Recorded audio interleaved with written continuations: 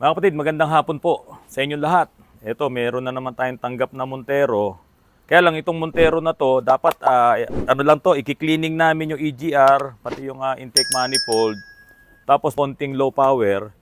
Kaso, may narinig akong ingay. Nung nirevolusyon ko ng malakas yung makina, kakaiba yung ingay niya na para sa akin, delikadong ibiyahe ito.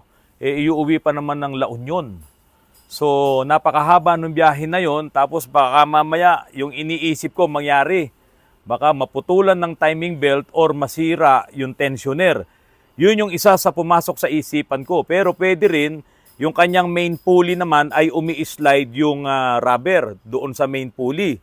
So, pakinggan nyo po mga kapatid, kung maka-experience kayo ng ganito, huwag nyo na pong gamitin pa kasi baka lumaki yung damage.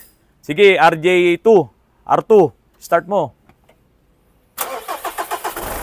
Yan. RJ, i-revolution mo nga RJ. Hanggang sa lumabas yung ingay.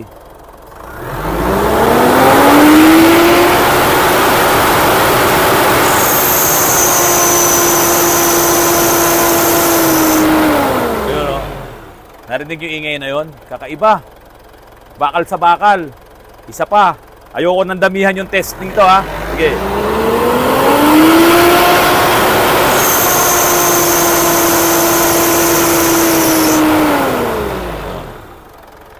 Mga kapatid, patayin mo na RJ. Mga kapatid, hindi yun na-experience ng may-ari nito. Kasi lumalabas yung ingay na yun sa 4,000 RPM, no? 4,000. Normally, pag bumabiyahe ang inyong sasakyan, pinakamataas na yung 3,000 or 2,000. Kasi yung 2,000 RPM para dito sa highway, tumatakbo na yan ng mga 100.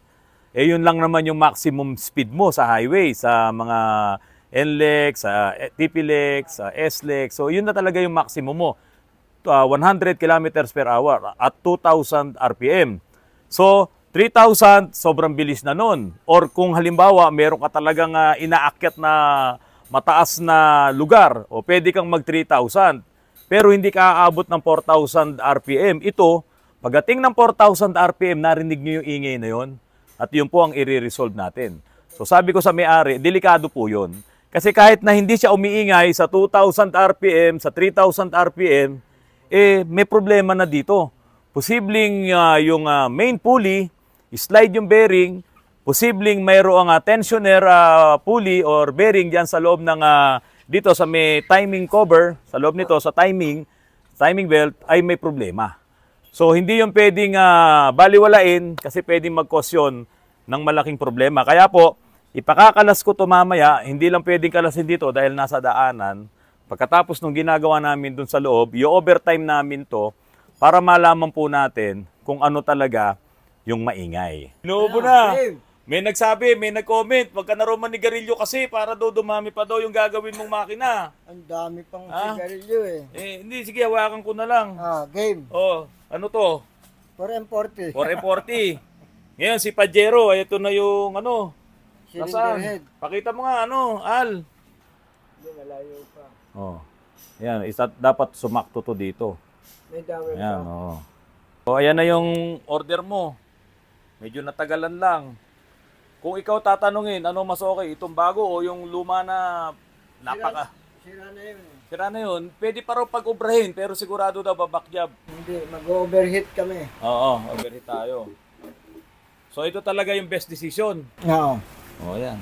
Bago na. Pang matagalan, pang sariling gamit. Yun, bago rin yun. Bago na rin yun. Yung cylinder head. Oo. Ito yung sira yung balancer, okay na rin, no? Ito. Okay na yan, nakakabit Balancer, nakakabit na. Nubuin na to kulang lang, nihintay lang namin cylinder head. Ito na, yan na, nakarating na sa'yo. Okay. Ngayon, merong isa pang 45.6 doon na na Montero. Gusto ko sanang parinig sa'yo. Montero. Okay. Gusto ko iparinig sa'yo para bigyan mo ako ng recommendation. Kung ano gagawin. Kung anong gagawin. Pwede ba yon? Pwede.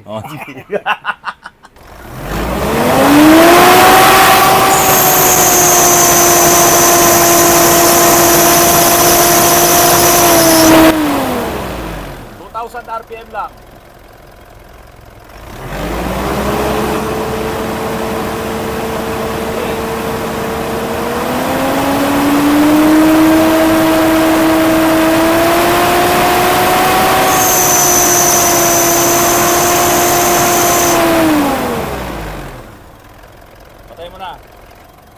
Yung may-ari nito, La Union, uwi. Oo. Ngayon kung nasa highway ka, hanggang 2,000 RPM ka lang naman, 100 na yun eh. Oo. Di ba? Hindi ka abot ng 3,000. 3,000, huli ka na doon. Oo. Eh, 4,000 umiingay. Ano yung ingay na yun? Doon sa loob, Oo. umiingay. Ano mo? Ano ang ano mo doon? Ang unang ano ko, pwedeng tensioner bearing. Ano pa? Sumunod, main pulley. Main pulley, may sayad. Oo. Ngayon kung sa turbo kasi, start mo ulit RJ. Kung sa turbo kasi, sige. Sige.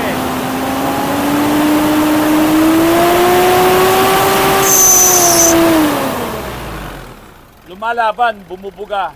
Pero may portion, yung turbo ayaw bumuga ng hangin. Para pakiramdaman mo dito. Yung umpisa, tignan mo, ayaw bumuga ng hangin. Ayaw mag-boost, sige. Ayan, wala oh. Wala. Yung pa lang. Patay mo na. O ano? May humuhugong eh. Hindi natin kung ano yung humuhuni eh. Oh. Ano, papauwi ba natin to? Padala natin La Union?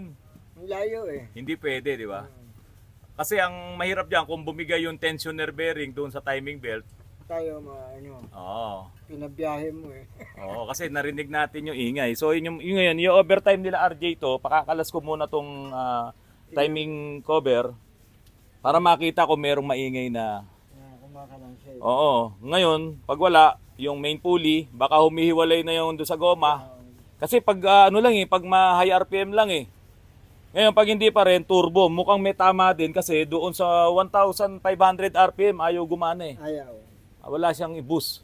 Kaya ang sabi ni Ka Richard, may delay daw. May delay. Eh syempre, walang boost ka sa 1,500 eh. Walang pick up. Kailangan tumaas yung RPM. Matagal na to sir na nakalip. Oo nga eh. Pero spring lang. Sumayad to sir nung binalahura ng kapatid ko sa bundok. Sa bundok. So hindi ko alam kung may misalignment. Oo. Pero nag-decide ako na i-lift na lang po ng mas mataas pa. Para po medyo tumaas. Tapos palitan talaga yung naka-schedule talaga yung palitan yung harap niya sir ng ano. Oy, Kuya Luis. Halika muna bago ka umalis. Halika muna. Kung kaya ba ito i-lift no? Oo. Kasi ito yung tagagawa ko ng bumper. Ito yung fabricator ko, si Manong Luis eh. Uwi siya ng Bicol ngayon. Death anniversary ng nanay. Uwi siya ng Bicol. O ito, papalitan to ng bumper, Kuya Luis. Gawa nung magba-body lift tayo, syempre pag nag-body lift, hindi pwedeng hindi maiaangat yung bumper eh. Oo. Kasi kasama yung plastic eh. Pati nga ito, magpuputol tayo dito eh. No sir. Tama po. Putol yan eh. Wala na yan sa dulo niya. Tama po yan sir. Oo, ito kasi metal na rin tayo rito. Dito magpuputol tayo. Yun. Uwi ka ng Bicol, baka mamaya isang buwan ka doon. Hindi ako makakapangako kay sir niyan. Bukas dabiyahin ako sir. Bukas balikan lang din. Commute nga lang ako sir eh. Oo, sa kanya kasi sir yung kabilang shop eh. Siya ang boss doon eh. Oo. O yan sir, Naman yan na sir no. Tataas pa po siya lalo na tataas. kaya naman- Itatry ko po yung 4. Pero kasi po pag mga ganito, 2 lang or 2.5. Depende po kasi doon sa mahihilang mga portion ng ano eh. Oo. Sige, ingat ka ha. Oo. Meron po kaming binabadilip doon na Estrada. Hanggang 2.5 lang po talaga na iyan ako. ang kaya. Oo, kasi may mga pyesa na hindi mo siya pwedeng dugtungan. Oo. Yun yung pinaka-importante doon, pati nga yung steering column niyan eh. Hanggat maaari ayoko magdugtong sir. Oo. Ito kasi sir, ano to, spring tsaka ano lang, yung gulong, yung lift. Pero sir, titignan ko pa rin po titignan ko muna siya ba't sumayat. Baka naman may magagawa pa akong paraan na hindi tayo mag-body lift. Oo, kasi medyo napakalaking trabaho po ng body lift nito eh. Ano po ba? Opo, sobrang Magkano laki. po ba approximate sir? Hindi po, yung tagal po kasi ang problema eh. Opo, yung tiyatagal sa amin dito, baka magalto ni sambong mahigit. Ganun po. Oo eh. Kasi medyo dami ring ginagawa ngayon. So, yung pinaka mabilis, titignan ko muna kung ano po yung, ano yung case, bakit sumayad. Sir, tinawid kasi ito sa mga tinawid sa ilog, tinawid sa bundok, Oo nga eh. sa rough road. Pero dati namang hindi sumasayad, no? Oo. Pero talagang sir, nung bago pa to, kahit wala tong problema, naka-schedule talaga to for lifting. For your body lift, Oo, ipapa-body lift talaga. Then papalitan kasi yung harap. Yes, sir. Talaga. Steel bumper Steel talaga. bumper talaga. Sige, sir. Lang kasi, sinabihan lang kasi ako ng Toyota na kailangan yung bumper na ikabit is connected sa dun sa... Opo, yung sa niya, sa airbag o sensor. Opo, kasi nga, meron ng iba na pag kinabit, pag nabunggo, hindi raw lumalabas. Actually, sir, pag sobrang tibay ng bumper, hindi talaga mag-i-engage yun. Hindi Kasi talaga meron kasi yung gagana. di ba? Oo. Anyway, na-gets ko naman po yun, sir. Oo. Meron kasi, nandun kasi yan eh. Meron na akong ginawang bangga na, ayun pa nga yung hood niya eh, nandun eh. Yung pick up eh. So may ginawa ako, hindi, sir, 3 ang nadali nun. Opo. Okay naman, talagang nag-ano lahat, yung airbag niya. Yun, doon sa side. Oh, yung gumana pala lahat airbag nun. Sige, sir. Kaya dapat ilalapit siya doon sa bumper. Yun. Sige po sir, thank you po Sir Alfie. Thank you po.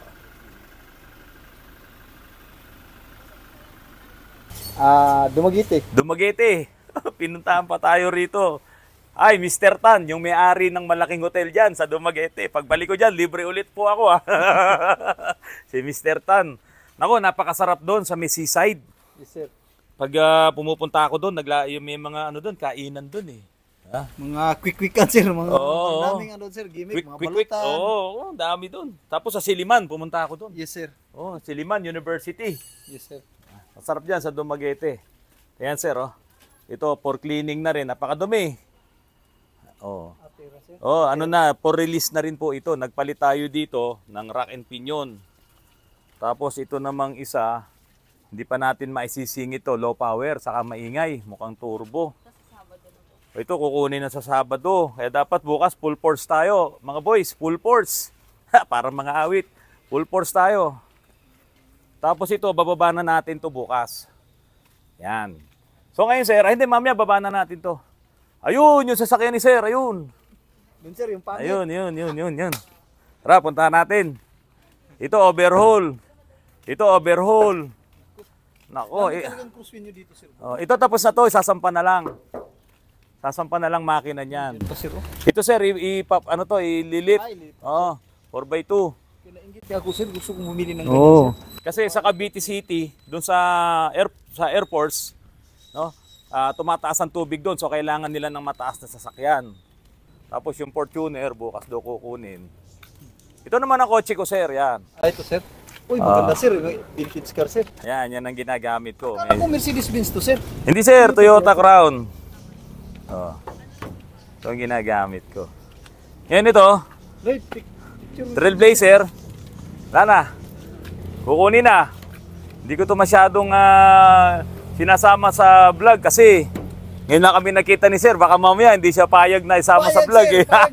O yan, ngayon kasama na sir. Oh. Di ba? Ayan yung panganay ko.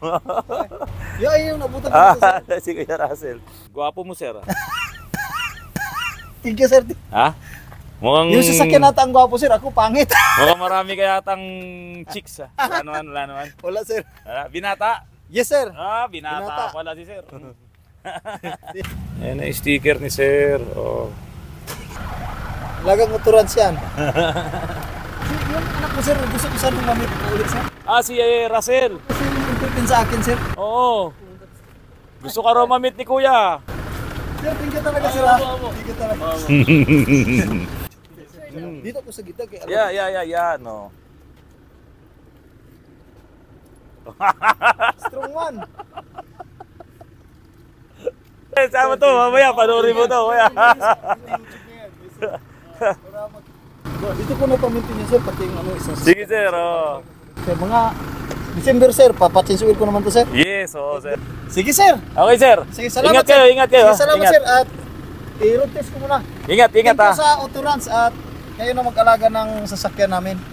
Dalawa Ingat. to, Tucson at saka ito. Trailblazer. Okay, Sige, sir, thank you, sir. Okay, Salamat, okay. sir. Okay. Salamat, sir.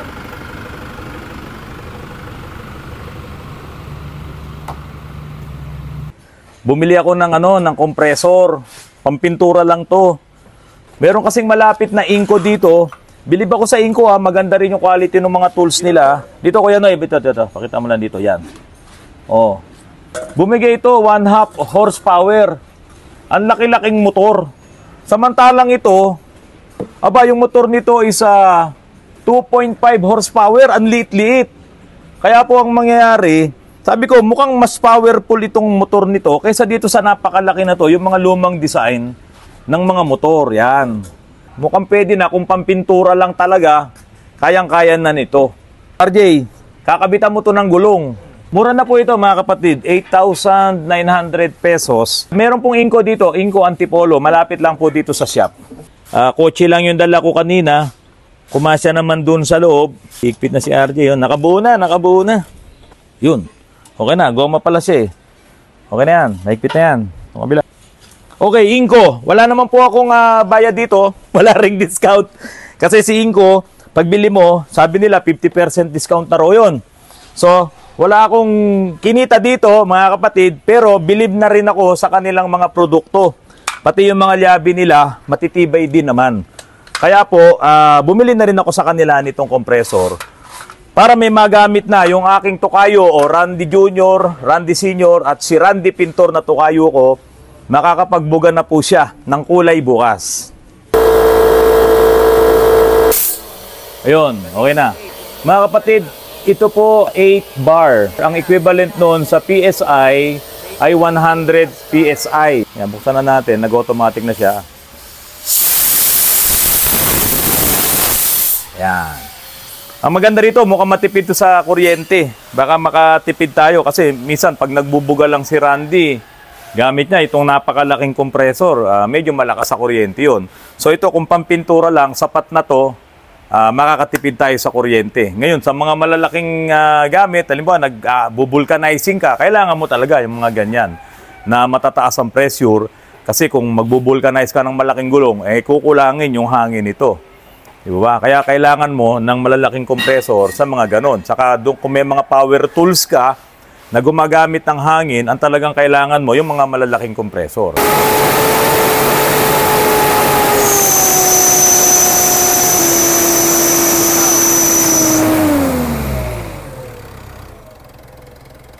Yeah, patay mo na.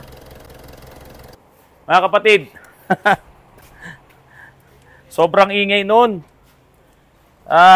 Hindi yun advisable na pabiyahihin natin. Kasi posibleng may masisira diyan kapag ayan ay nasa expressway na. Tapos nakita nyo naman yung tagas ng langis. Ayan yung mga tulo ng langis pati dito. Pati doon. Saka maingay din talaga yung turbo. So yung sobrang ingay na yun, napakadelikado po nun. Kaya dito pa lang, sinabihan ko na wag na po iyang ibiyahe. Pero siyempre, choice naman nila yan, sila pa rin na magdidesisyon. Mga kapatid, kaya po, ang sinabi ko talaga sa may-ari nito, hanggat maaari, ipaayos nyo na. Ngayon, dito po sa video na to, kayo po ang saksi! Ayan mga kapatid. Kayo po ang saksi. Ito po yung plate number ko noong Rainbow Satellite pa. Where you belong. Beyond Broadcasting, 50 years ng GMA7. Yan yung plate number nung Lancer ko. PSB 908. Kaya po ang dulo niyan ay P8. So yan po yung ending ng plate number ko. Pag Thursday ako ay number coding. Yan.